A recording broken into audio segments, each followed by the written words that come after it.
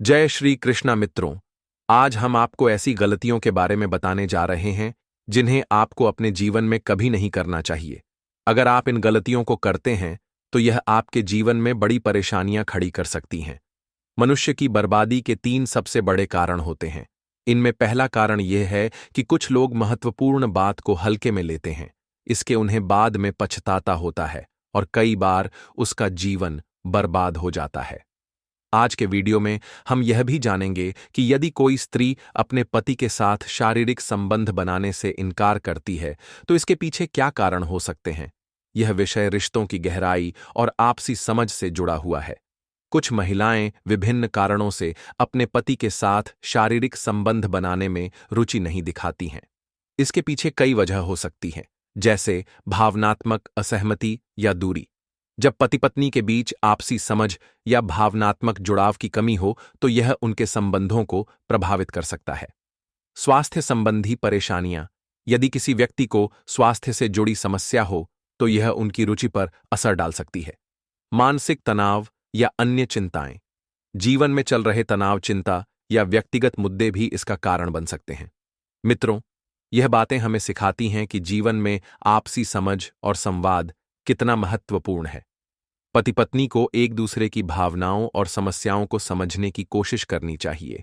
आज का यह वीडियो ज्ञानवर्धक और जीवन में बदलाव लाने वाला है। इसे अंत तक देखें और अपने विचार हमें जरूर बताएं। जय श्री कृष्णा दोस्तों। इस वीडियो को शुरू करने से पहले इसे लाइक करें और कमेंट में जय भोलेनाथ और जय माता लक्ष्मी जरूर लिखें। ऐसा करने से भगवान श्री कृष्ण की कृपा आप पर हमेशा बनी रहेगी और आपका जीवन खुशहाल रहेगा। और हाँ मित्रों, अगर आप हमारे चैनल पर नए हैं तो चैनल को अभी सब्सक्राइब कर लीजिए और बेल नोटिफिकेशन को ऑल पर क्लिक करें, क्योंकि हम आपके लिए हर दिन ऐसे ही ज्ञानवर्धक और जीवन बदल देने वाले वीडियो लाते रहते हैं। तो चलिए मित्रों, अब आपका अधिक समय न लेते हुए चलते हैं उस दिव्य और शिक्षाप्रद कथा की ओर। एक बार की बात है, देवर्षि नारद जी नारायण का जाप करते हुए धरती पर भ्रमण कर रहे थे। घूमते घूमते उन्होंने देखा कि रात के समय एक युवक बेहद घबराया हुआ जंगल की ओर तेजी से जा रहा है। नारद जी को यह देखकर हैरानी हुई। उन्होंने सोचा, आधी रात को हर कोई अपने घर में चैन की नींद सो रहा है, लेकिन यह युवक इस वक्त जंगल की ओर क्यों जा रहा है। इस रहस्य को समझने के लिए नारद जी ने अदृश्य रूप धारण किया और उस युवक का पीछा करने लगे। कुछ देर तक उसका पीछा करते हुए नारद जी देख रहे थे कि वह युवक बहुत जल्दी में है। थोड़ी दूर चलने के बाद वह एक झोपड़ी के पास रुका। झोपड़ी के बाहर एक स्त्री खड़ी थी जो बहुत सुंदर थी। जैसे ही युवक वहां पहुंचा, स्त्री मुस्कुराते हुए बोली, आओ, मैं तुम्हारा इंतजार कर रही थी। आने में इतनी देर? क्योंकि युवक ने जवाब दिया, आज मेरी पत्नी को सोने में देर हो गई, इसीलिए मुझे निकलने में भी देरी हो गई। यह सुनकर वह स्त्री बोली, कोई बात नहीं, मैं भी अपने पति को सुलाने में थोड़ी देर कर बैठी, लेकिन देखो, मैं तुमसे पहले ही आ गई। नारद जी की चिंता। नारद जी यह सब देख हैरान रह गए। उन्हें समझ नहीं आ रहा था कि यह दोनों कौन हैं और इनकी बातें क्या संकेत कर रही हैं। वह सोचने लगे, यह रिश्ता क्या है और यह लोग अपने अपने घरों से छिपकर इस समय यहां क्यों मिल रहे हैं। क्या है इस मुलाकात का सच? दोस्तों, इस कहानी का पूरा सच जानने के लिए वीडियो को अंत तक जरूर देखें। एक दिन देवर्षि नारद और भगवान शिव बैठकर बातें कर रहे थे। तभी एक महिला ने कहा, चलो, अब हम दोनों जल्दी से किसी शांत जगह पर चलते हैं और जीवन के असली सुख का अनुभव करते हैं। यह कहकर वह दोनों उस जगह की ओर बढ़ गए। देवर्षि नारद और भगवान शिव यह देखकर आश्चर्यचकित रह गए। उन्होंने सोचा, यह क्या हो रहा है? पृथ्वी पर पुरुष और महिला दोनों एक दूसरे से विवाह के बाद भी धोखा दे रहे हैं। उन्हें कोई शर्म नहीं, कोई डर नहीं। क्या उन्हें नहीं लगता कि यह कितना बड़ा पाप है? यह घटना देखकर देवर्षि नारद के मन में कई सवाल उठने लगे। वह यह जानने के लिए कि लोग ऐसा क्यों करते हैं, भगवान श्री कृष्ण के पास जाने का निर्णय लेते हैं। नारद जी नारायण का जाप करते हुए आकाश मार्ग से द्वारका की ओर बढ़ने लगे। कुछ समय बाद वह द्वारका पहुंचे, जहां भगवान श्री कृष्ण सिंहासन पर विराजमान थे। नारद जी को देख भगवान श्री कृष्ण मुस्कुराते हुए बोले, आओ नारद जी, द्वारका में आपका स्वागत है। नारद जी, भगवान श्री कृष्ण के पास गए और कहा, हे प्रभु। प्रणाम नारद जी। हे प्रभु। नारायण नारायण। आज मैं कुछ अत्यंत विचलित करने व घटनाओं का साक्षी बना हूं। यह देखकर मन व्याकुल है कि धरती पर मनुष्य किस दिशा में जा रहे हैं। पति पत्नी, जो प्रेम और विश्वास का आधार होते हैं, वे भी एक दूसरे को धोखा देने में संकोच नहीं कर रहे। ऐसा कैसे हो सकता है? प्रभु श्री कृष्ण नारद, यह सच है कि कलयुग में ऐसे ही हालात देखने को मिले। मनुष्य अपने मूल संस्कार और नैतिकता को भूलकर भौतिक सुखों के पीछे भागने लगे हैं। उनके जीवन में प्र की जगह वासना और स्वार्थ ने ले ली है। यह बदलाव धीरे धीरे आया है, लेकिन इसे समझने और सुधारने का प्रयास करना ही हमारा कर्तव्य है। नारद जी, प्रभु, मनुष्य इतने स्वार्थी और अंधे कैसे हो गए? वे यह क्यों नहीं समझते कि सच्चा सुख परिवार, विश्वास और रिश्तों में है? विवाह जैसे पवित्र बंधन का ऐसा अनादर पहले कभी नहीं देखा। क्या इसका कोई उपाय नहीं है? श्री श्री कृष्ण नारद, मनुष्य अपने कर्मों का फल भुगत है। जब वह अपने स्वार्थ और अहंकार को महत्व देता है, तो रिश्ते केवल दिखावा बन जाते हैं। पति पत्नी के बीच संवाद और समझ का अभाव इन्हीं समस्याओं का मूल कारण है। मनुष्य को यह समझना होगा कि सुख बाहरी वस्तुओं से नहीं, बल्कि भीतर की संतोष और शांति से आता है। नारद जी, प्रभु, मैंने देखा कि स्त्री और पुरुष दोनों अपने जीवन साथी को धोखा दे रहे हैं। क्या वे यह नहीं समझते कि यह कितना बड़ा पाप है? यह केवल उनका जीवन नहीं, उनके परिवार और समाज को भी प्रभावित करता है। श्री कृष्ण, यह सही कहा नारद, लेकिन कलयुग में मोह और माया का प्रभाव इतना अधिक होगा कि मनुष्य अपने कर्मों के परिणाम को भूल जाएगा।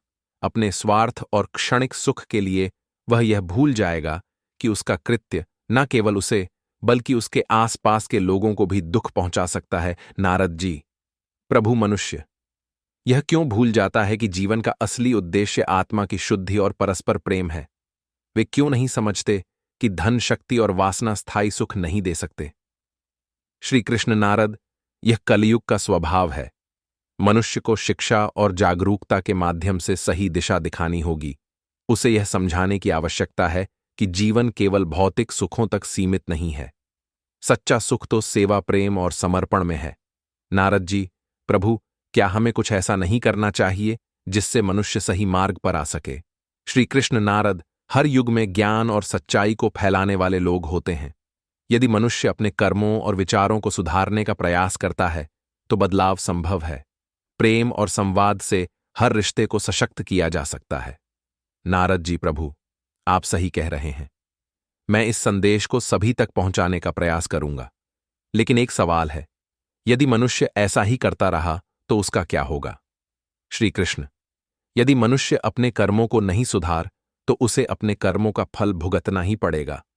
लेकिन याद रखना नारद, मेरा प्रेम और आशीर्वाद हमेशा उन पर बना रहेगा जो सच्चाई और धर्म के मार्ग पर चलते हैं।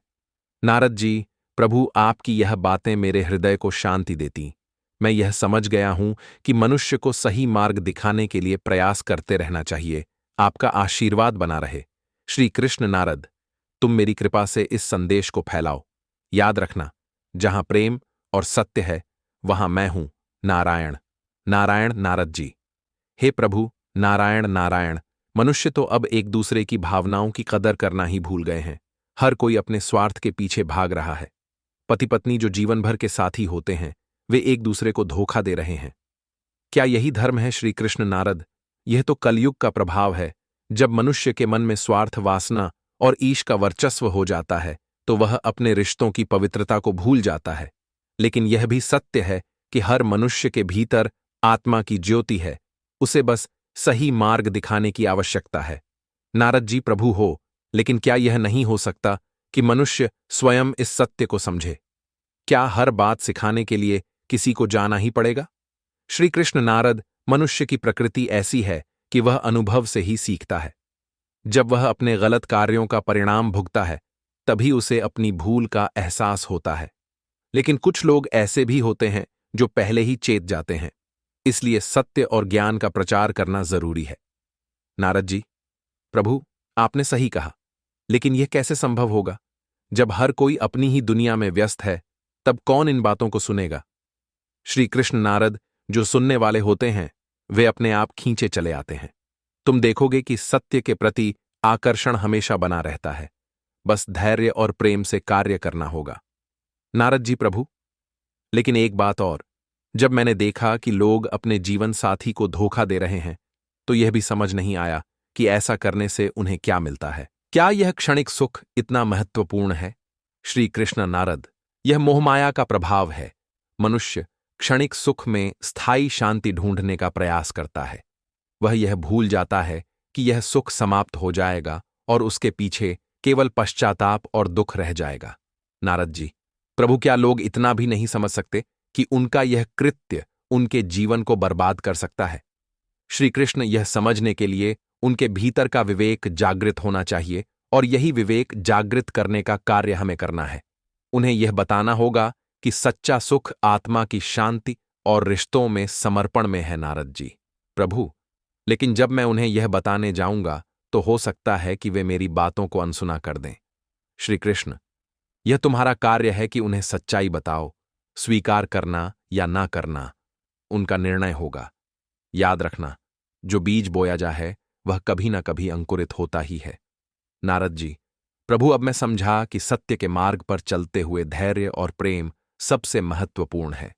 श्री कृष्ण, बिल्कुल सही नारद, लेकिन अब मैं तुम्हें एक कथा सुनाता हूं जो इस विषय पर तुम्हारे और सभी के लिए एक गहरी सीख होगी।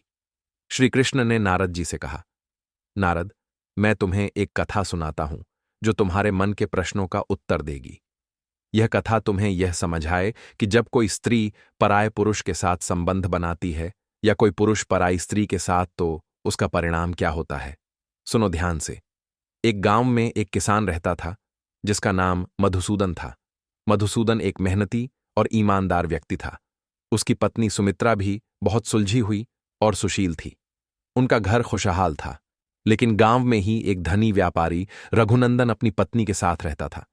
रघुनंदन अपनी पत्नी के प्रति लापरवाह था और हमेशा दूसरों की ओर आकर्षित रहता था। एक दिन रघुनंदन ने सुमित्रा को देखा और उसकी सुंदरता पर मोहित हो गया।